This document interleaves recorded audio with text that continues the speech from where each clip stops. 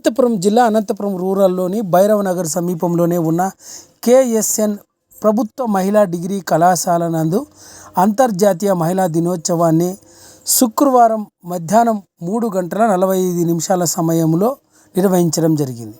ఈ కార్యక్రమానికి ముఖ్య అతిథిగా కేఎస్ఎన్ ప్రభుత్వ మహిళా డిగ్రీ కళాశాల ప్రిన్సిపల్ డాక్టర్ సత్యలత, ప్రముఖ డాక్టర్ ప్రసన్న, జన విజ్ఞాన వేదిక లక్ష్మీదేవి తదితరులంతా హాజరు కావడం జరిగింది.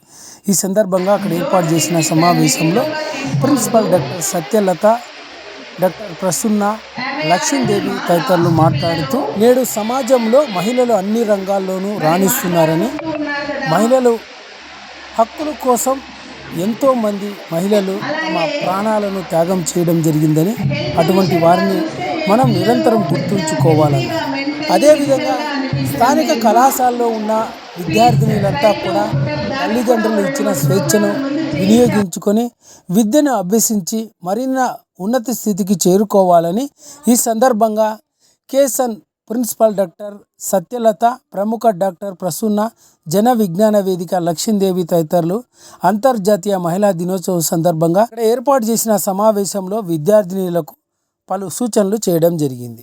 కార్యక్రమంలో మేరీ, మాధురి, ధనలక్ష్మి, నీరజ, సునీత, సులోచన, అనూష, దివ్య, రాధ, ఫాతిమా, లక్ష్మీ రంగయ్య, పర్వీన్, నిమాల, సుజాత, ప్రదీప్త, లావణ్య, సురేఖ రాణి, గిరిజన, కళ్యాణి, షాయిద్, అనూష తదితర ప్రొఫెసర్లు, స్థానికంగా ఉన్న డిగ్రీ కళాశాల విద్యార్థినులంతా కూడా ఈ కార్యక్రమంలో పాల్గొన్నారు.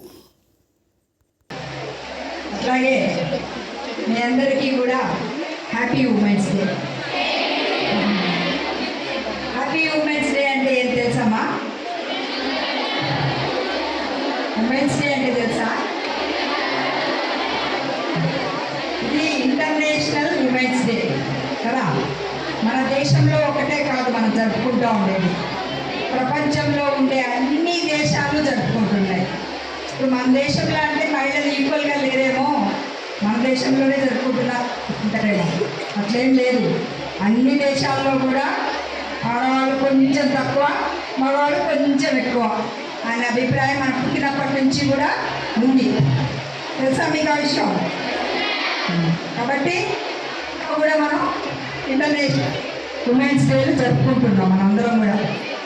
ఒకసారి కూడా అసలు ఇంటర్నేషనల్ ఉమెన్స్ డే ఎందుకు వచ్చింది అనే హిస్టరీ మీకు ఎవరికైనా తెలుసమ్మా?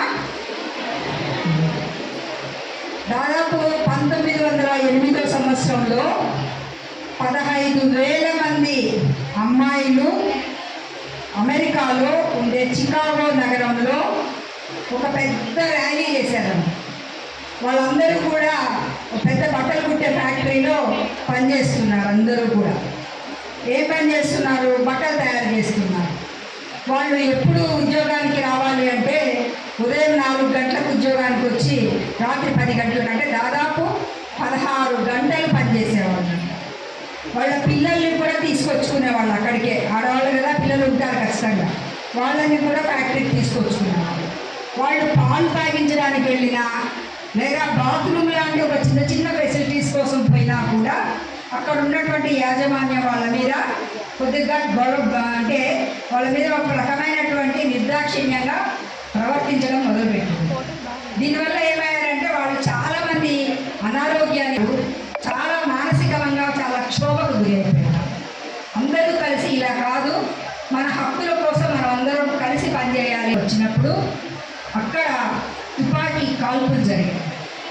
108 మంది అమ్మాయిలు దాదాపు 15 ఏళ్ల నుంచి 25 ఏళ్ల మధ్యలో వయసులో ఉన్నటువంటి అమ్మాయిలు చనిపోయారు.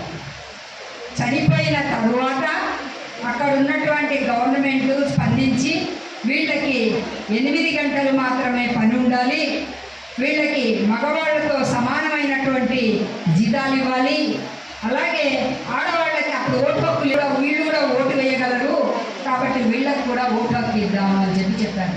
ఒక పెద్ద ఉద్యమం జరిగి ఒక 108 మంది చచ్చిపోతే వచ్చినటువంటి హక్కులు అవి ఉంటాయి.